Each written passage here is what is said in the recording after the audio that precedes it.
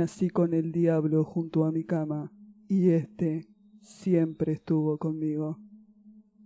Hoy les traigo la historia de H.H. Holmes, uno de los asesinos en serie que más inspiró dentro de la literatura y en el cine. Comencemos.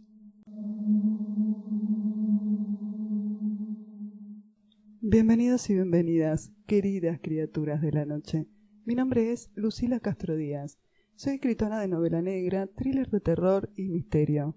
Te cuento que en este canal vas a encontrar literatura, cultura, mitos y leyendas. Te cuento que me puedes encontrar fácilmente en las redes sociales, tanto en Instagram como en Facebook.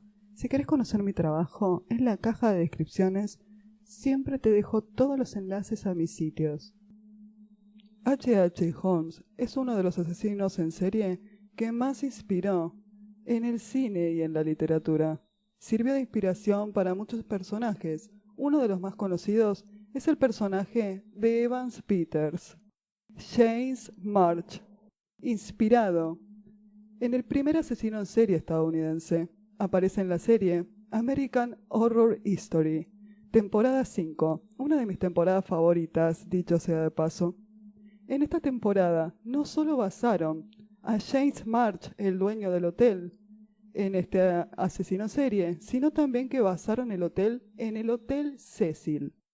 Y una gran variedad de historias de la vida real que inspiraron a los huéspedes del ficticio Hotel Cortés de dicha temporada. El escritor Erik Larson escribió un libro de H.H. Holmes que se titula El Diablo de la Ciudad Blanca. Vamos a conocer la historia real de H.H. Holmes. Nació bajo el nombre de Hellman Wester Maged el 16 de mayo de 1861. Es también conocido como el Dr. Henry Howard Holmes o simplemente Dr. Holmes.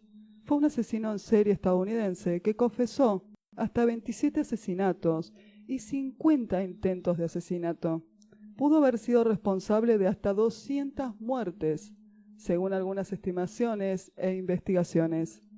No solo fue el número de víctimas que le dieron a Holmes su lugar en la historia de los asesinos en serie, sino también la forma en que realizó las obras en su hotel. Holmes era hijo de un padre abusivo y una madre puritana. Los padres de Holmes eran descendientes directos de los colonos ingleses de Nuevo Asheville. H.H. Holmes fue el tercero de 5 hermanos. Su padre, que procedía de una familia de granjeros, trabajó como granjero comerciante y pintor de casas. Más adelante, fue jefe de correos. Era un hombre severo, que parecía tener tendencia a emborracharse, y cuando se hallaba bajo los efectos del alcohol, su comportamiento era violento. En cuanto a su madre, era una mujer muy religiosa que profesaba la fe metodista y trataba de compartir la fe con su hijo, al que adoraba y mimaba, leyéndole la Biblia todos los días. Holmes era un niño muy mimado por su madre. H.H. Holmes contaría después que cuando era niño, sus compañeros de escuela lo obligaron a tocar un esqueleto, sabiendo que él tenía miedo, para reírse de él, y que había sido ahí cuando comenzó esa particular fascinación por la muerte. Incluso se especula con que esta atracción por la muerte pudo traducirse en su primer asesinato, cuando apenas tenía 7 u 8 años, fecha en la que su prima, Mary Maged, murió ahogada en un arroyo próximo a la casa del pequeño Holmes. Aunque no son más que especulaciones, ya que no se puede comprobar si ella fue asesinada o se trató de un accidente. El Dr. Holmes, de niño, sufría bullying. Todos sus compañeros se burlaban de él, frecuentemente.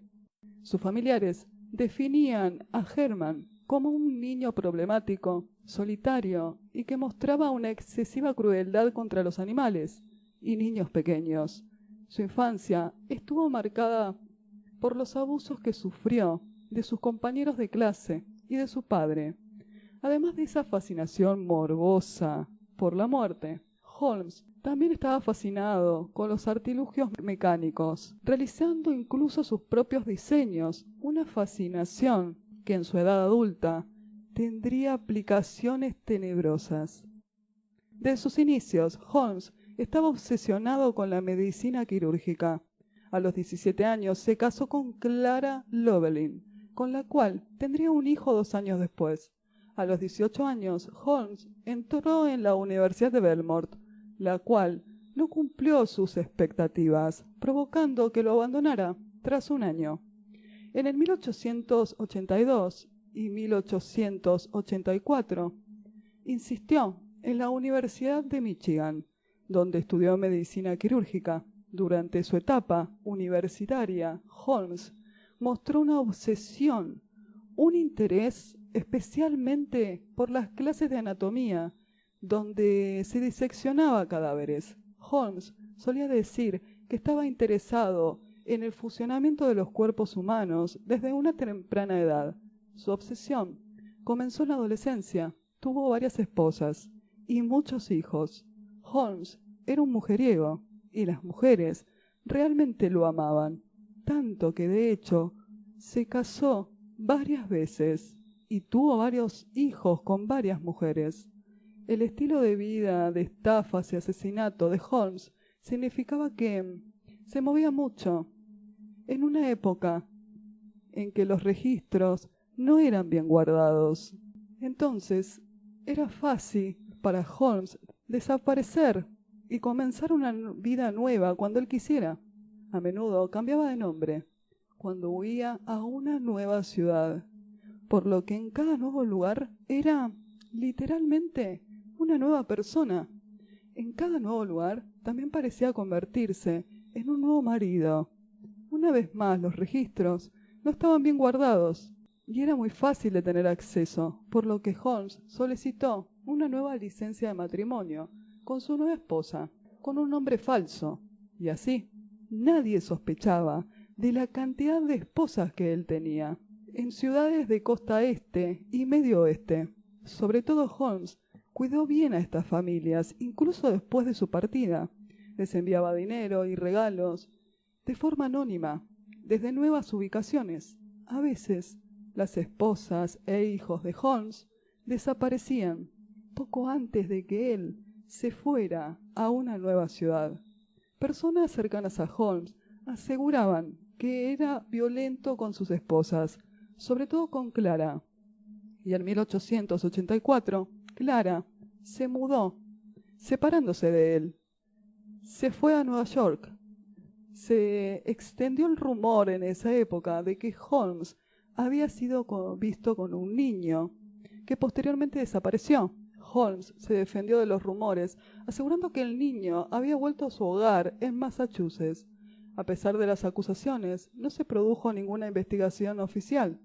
Holmes viajó entonces a Filadelfia, donde consiguió un trabajo como encargado en un hospital, pero también lo abandonó a los pocos días. Tras esto, comenzó a trabajar en una farmacia. Pero durante el período en el que estuvo ahí, un niño falleció tras haber consumido una medicina adquirida en esa farmacia. Holmes negó haber estado implicado con el caso y abandonó otra vez la ciudad. Tras abandonar Filadelfia con el objetivo de no ser reconocido, Herman Webster Maget cambió su nombre a Henry Howard Holmes a finales de 1886, y todavía estando casado oficialmente con Clara, Holmes se casó con Milta Belmark. Unas semanas después solicitó el divorcio con Clara, acusándola de haber sido infiel, lo cual nunca se comprobó, y el divorcio no se produjo. Holmes tuvo una hija con Mirta en junio de 1889, pero Holmes pasaba más tiempo en Chicago y se estableció en Chicago con su esposa, donde comenzaría el horror que generó. Herman, conocido como el Dr. Holmes, comenzó su carrera criminal muy pronto, mientras estudiaba medicina en la Universidad de Michigan en el 1882. Con 21 años comenzó a robar cadáveres para desfigurarlos y estafar al seguro, cobrando las pólizas que él mismo contrataba con engaños y documentos falsos, haciéndoles creer que habían muerto en un accidente. Pero esto fue solo el principio. Abandonó la carrera antes de graduarse, hasta que decidió afincarse junto a su mujer en la farmacia de Elizabeth Holton, en Chicago. Holmes era guapo, con aires distinguidos, siempre estaba elegantemente vestido, tenía innumerables éxitos amorosos. Al llegar a la nueva ciudad, no tardó en seducir a una jovencita millonaria llamada Mirta Belmark. Se casó con ella y gracias a una falsificación de escritura, estafó con $5,000 a su familia para comenzar a construir una casa suntuosa. Consiguió a las afueras de Inglewood la herencia de una farmacia, propiedad de una viuda de quien se hizo su amante y hombre de confianza. A base de falsificaciones, de contabilidad y de malversaciones de fondo, logró hacerse dueño de la totalidad de sus bienes y después la hizo desaparecer. Se cambió el nombre definitivamente a Henry Howard Holmes para eludir el castigo de sus estafas. Poco después de su llegada a Chicago, Holmes comenzó a trabajar como farmacéutico y empezó a trabajar en lo que sería su castillo de asesinato, llamado el Castillo de la Muerte, que constaba de 3 pisos y un bloque completo de largo. El estilo fue diseñado como un espacio alojamiento para los visitantes de la Feria Mundial de Chicago, también conocida como la Exposición Colombina Mundial, que tendría lugar en Chicago en el 1893. El sueño de Holmes era construir un gran hotel y quería aprovechar la celebración de la Exposición Universal de Chicago. En el 1893, para invertir todo el dinero estafado, compró un solar junto a la farmacia de la difunta señora Holmes. De este modo, la inauguración coincidiría con las visitas de miles de turistas, sobre todo mujeres pudientes y solas. En el 1890 se iniciaron las obras del establecimiento, un edificio de aspecto medieval que muchos dijeron que parecía una fortaleza tenebrosa. «Amo los calabozos», diría luego H. Holmes. Para la construcción, Holmes contrataba y despedía empresas rápidamente y constantemente, y nunca llegaba a pagarles. En realidad, él cambiaba a los obreros para asegurarse de que nadie se percatara de su plan maestro. De esa manera, era el único en conocer en detalle el edificio, cuyo extraño arreglo había podido suscitar la curiosidad. Se estaba preparando para la exposición que debía traer a Chicago una considerable cantidad de personas, incluidas mujeres guapas, ricas y solas. Cada una de las habitaciones del inmueble estaba provista de trampas y puertas que daban a un laberinto de pasillos secretos. El doctor podía observar a escondidas a sus clientes. El edificio tenía 3 plantas y más de 60 habitaciones, un sótano y 51 puertas. La planta baja estaba ocupada por negocios que daban una apariencia de normalidad. Era una fachada. Sin embargo, el sótano y los pisos superiores ya eran otra cosa. Aparte de colocar cientos de trampas, escaleras ciegas que no llevaban a ningún lugar, dormitorios secretos, cuartos sin ventanas, puertas corredizas, laberintos y pasillos ocultos, Holmes había hecho instalar decenas de mirillas en las paredes, desde donde podía observar a escondidas el sufrimiento de sus prisioneros. Para controlar todos sus movimientos, Holmes se valió de una instalación eléctrica ubicada bajo el parqué del suelo, que destacaba todos y cada uno de los movimientos y sabía en todo momento dónde se encontraban sus potenciales víctimas. La vida de los clientes del hotel estaba a sus manos, a manos de un sádico y perverso asesino. Holmes podía acabar con sus vidas cuando él quisiera. Le resultaba fácil, solo debía abrir las espitas de gas y así podía asfixiar a los ocupantes de varias habitaciones sin ventanas. Otras habitaciones tenían sopletes ocultos en las paredes, tras unas planchas de hierro, un montacarga y 2 toboganes. Servían para trasladar los cadáveres a una bóveda donde eran disueltos en ácido sulfúrico, reducidos a polvo en un incinerador o sumergidos en cubas llenas de cal viva. Holmes también torturaba a sus víctimas antes de acabar con sus vidas. A veces las colgaba de los brazos y las bajaba lentamente hacia un pozo lleno de ácido, o las encadenaba en una prensa rotatoria que poco a poco trituraba sus huesos. Incluso practicaba autopsias sobre los cuerpos vivos. Una de sus famosas habitaciones era la llamada El Calabozo, según sus propios dichos, su favorita. En su interior disponía de innumerables objetos de tortura y máquinas sanguinarias.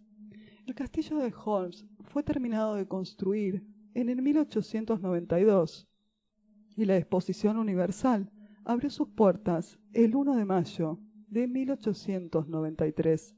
Durante los 6 meses que duró la fábrica de matar del Dr. Holmes, nunca estuvo deshabitada. El verdugo escogía a sus clientes con mucha precaución. Tenían que ser mujeres ricas, jóvenes, guapas, estar solas, y para evitar las visitas infortunadas de amigos o familiares, su domicilio tenía que estar situado en algún pueblo o estado muy alejado de Chicago. Holmes atrajo a sus víctimas. No perdía ni un solo centavo. A veces llevaba los cadáveres de sus víctimas y los vendía. Algunas de las víctimas de Holmes. Emily Sigrande. Ella comenzó a trabajar en el edificio en mayo de 1892 y desapareció en diciembre del mismo año. La misma suerte le pudo haber ocurrido también a Edna Van Tassel, quien también fue declarada como desaparecida, mientras trabajaba en la farmacia del edificio.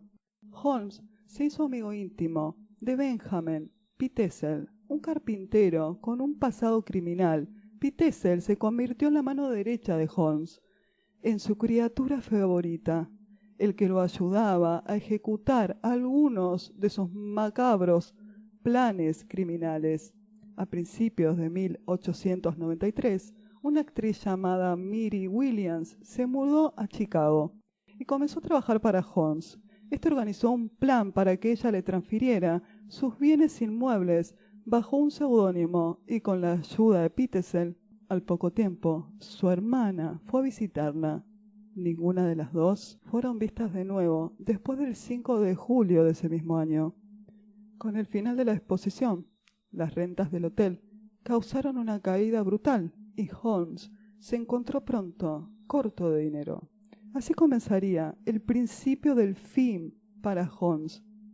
Tras terminar la exposición universal, los beneficios de Holmes descendieron. Tuvo la brillante idea de incendiar el piso superior del hotel para así poder cobrar el seguro, que era mucho más que $60,000. Pero para su desgracia fue descubierto y tuvo que huir a Texas, donde siguió con sus estafas hasta que finalmente fue detenido y enviado a la cárcel por primera vez. Tras pagar la fianza, Holmes volvió a tramar una nueva estafa. Ideó con Pitezel, a quien él mismo dijo que era su cómplice, un plan. Debía contratar un seguro de vida con una compañía de Filadelfia. Más tarde Holmes haría creer a la aseguradora que Pitezel había muerto.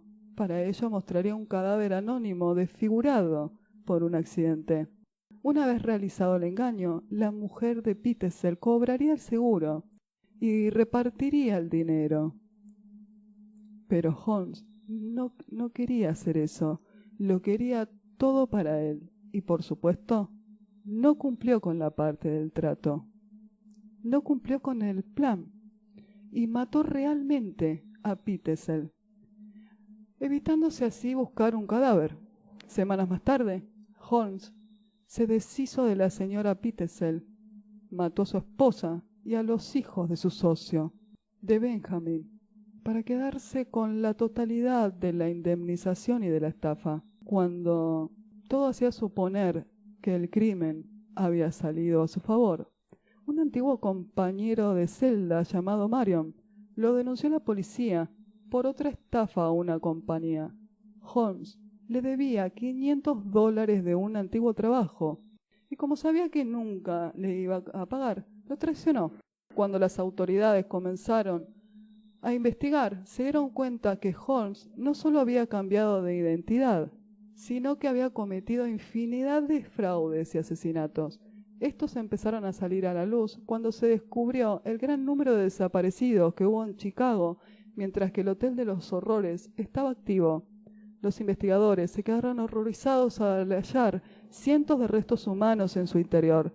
La policía contabilizó 200 cuerpos, mientras que Holmes solo reconoció 27 durante el interrogatorio. Más adelante confesaría el asesinato de la esposa de Petersell y 2 de sus hijas, a las cuales encerró en un camión y asfixió, conectando una manguera a la tubería de gas.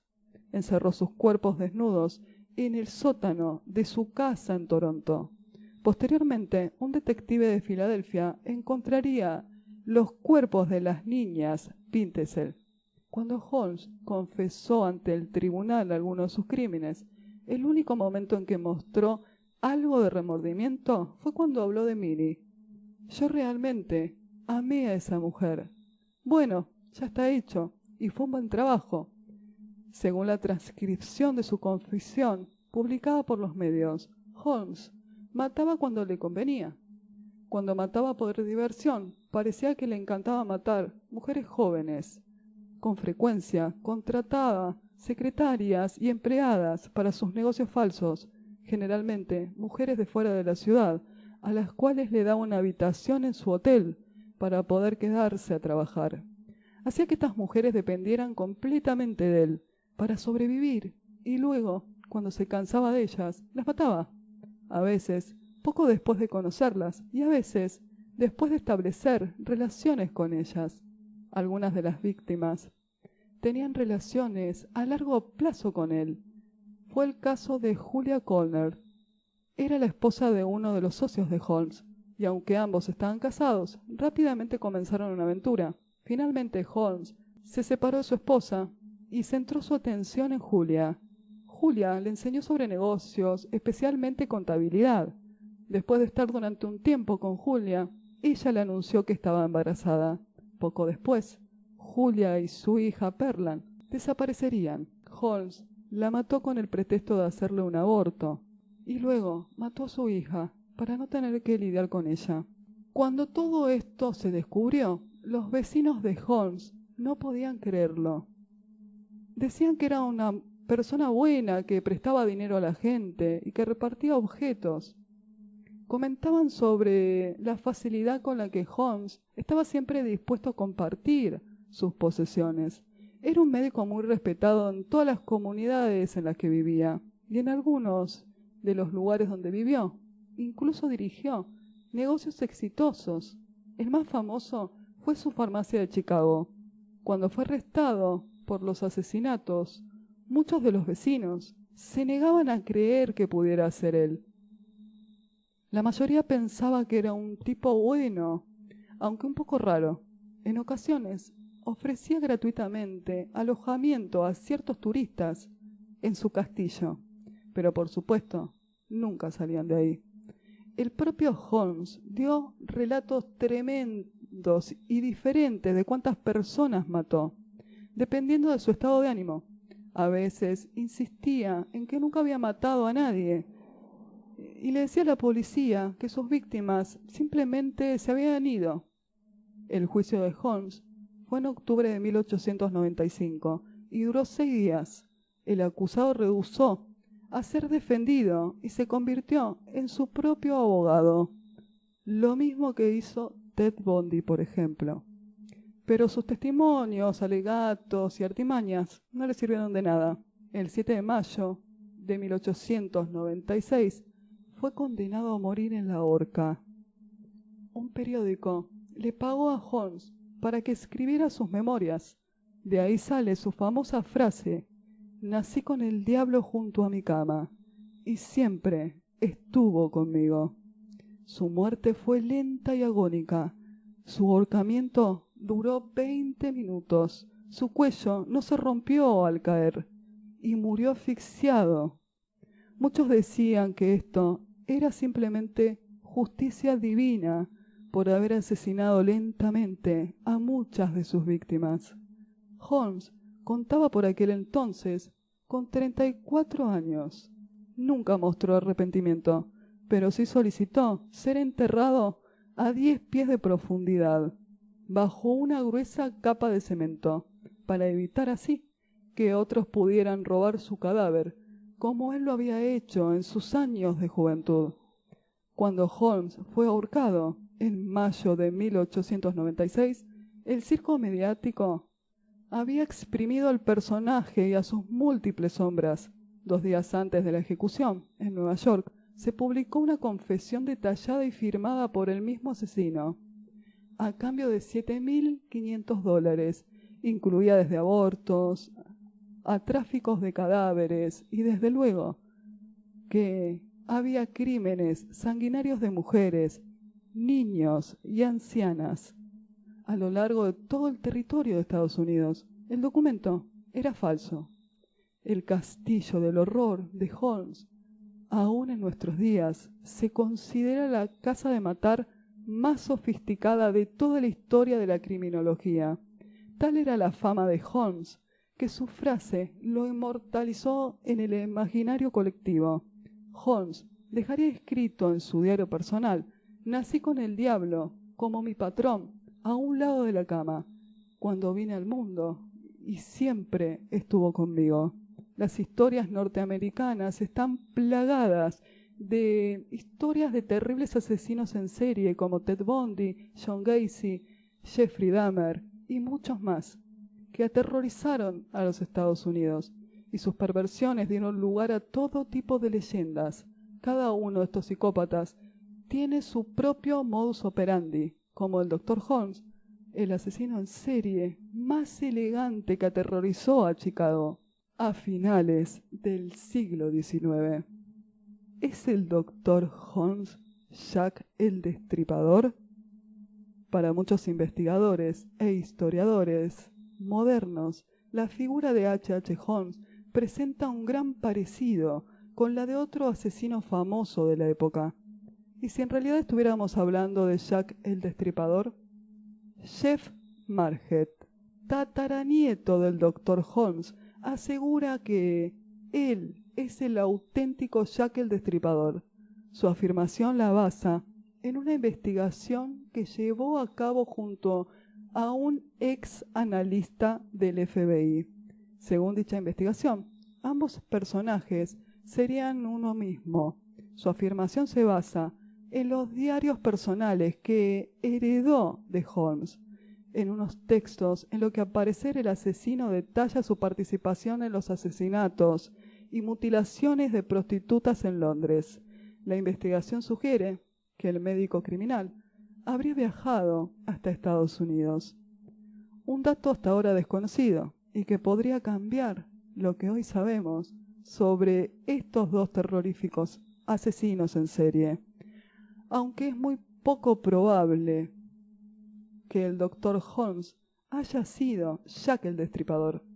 Si bien ambos eran médicos, el modus operandi es completamente diferente. Jack el Destripador asesinaba prostitutas, mujeres pobres, y el Dr. Holmes asesinaba mujeres ricas y sofisticadas, generalmente de buena familia. Jack el Destripador encontró a sus víctimas entre las prostitutas de Londres, y el Dr. Holmes encontró a sus víctimas entre las mujeres ricas de Chicago. El monstruo que fue el Dr. Holmes fue inmortalizado para siempre. En una época se rumoreaba que Holmes se escapó de su ejecución. Algunos empleados del hotel de Holmes dijeron que habían visto cartas del doctor a sus abogados y asociados después de su muerte, explicando cómo escapó de la horca y desapareció. Estas cartas nunca se encontraron, pero el rumor de que Holmes escapó de su propia ejecución fue tan generalizado que los descendientes solicitaron que su cuerpo fuera exhumado para confirmar si el cuerpo del ataúd era realmente el de Holmes.